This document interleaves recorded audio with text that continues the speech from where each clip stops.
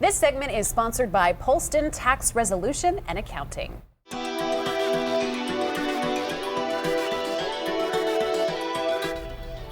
It's time you know the law, and that's why Rachel Pappy is here. She's a partner and vice president of Polston Tax Resolutions and Accounting. Rachel?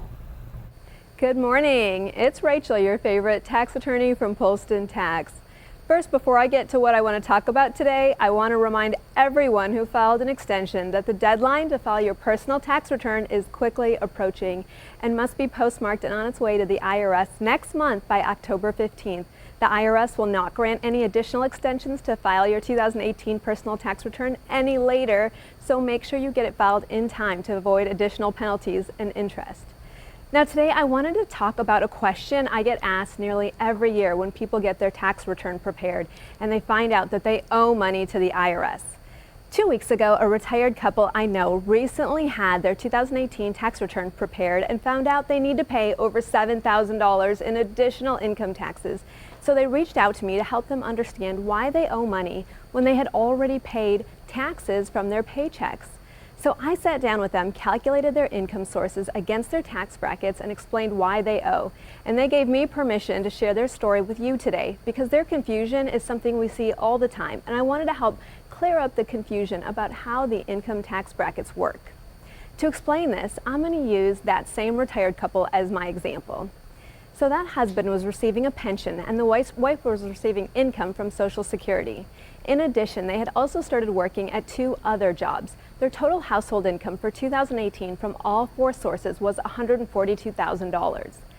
Income tax is calculated using a stair-step method of increasing tax rates. These individual tax rates are called tax brackets, and they correlate to a specific range of income that is taxed at that rate. It might appear that income of $142,000 would fall into the 22% tax bracket. However, that's a common mistake or misunderstanding about how taxes are calculated. This couple does not pay 22% in taxes on all the $142,000 they received in wages. Rather, the income tax brackets are a tiered system. One way to think about the tax brackets is to imagine that each tax bracket is a bucket. So I've used these buckets to show you how that retired couple who claims a married filing joint status on their return would have their income go into the first tax bracket or bucket for income earned in 2018, which is 10%. This means they pay 10% in taxes on every dollar earned from $1 up to $19,050. And when that $19,050 is reached, that bucket is full. Then you go to the second bucket, or tax bracket, which is 12%. This means they pay 12% on every dollar earned from $19,951 up to $77,400, and then that bucket's full.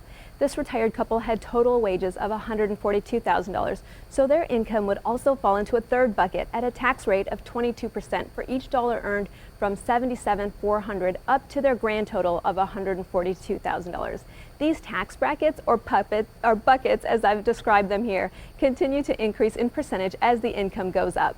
So in other words, someone earning $70,000 in wages and someone earning $700,000 in wages would both pay the same amount on that first $70,000 in wages earned. In my example, the husband's pension income is $24,000, plus his wife is receiving Social Security, which is $19,200. The husband also got a new job in 2018, which earned him an additional $70,000, and the wife also started a new job, and it pays her $28,800. So now they have 4 separate sources of income. The couple had taxes taken out of all of their paychecks, so they were surprised to find out that they owed over $7,000 when their tax return was recently prepared. This is common and can happen anytime you add additional sources of income to your household. If you apply the individual method to all 4 streams of income, you would get the couple paying in withholding of about $15,516 for the year, with each source of income starting at 0 to calculate each dollar earned, first at 10% and then at 12%. But we can easily see that none of their 4 sources of income get calculated at that 22% interest rate, even though their total household income of $142,000 falls into that 22% tax bracket. Thus, calculating each source of income individually starting at 0, it's not correct. Instead, to make this easy to understand, I created this graphic and concept of stacking each source of income on top of each other. This means when the husband started his new job earning $70,000 in wages, his first dollar should not have been taxed at 10% because their household already had income of $43,200. So at his new job, his first dollar up to his $34,200 in wages should have been taxed at 12%, and then each dollar after that at 22%, and so on. So calculated correctly, their income tax breaks down into 3 buckets, resulting in a total of $23,118 to the IRS without accounting for any credits or deductions they might be able to claim. So as you can see, what was withheld from their taxes for taxes from their paycheck and what they actually owe is a difference of over $7,000, and that is why this couple called me for help.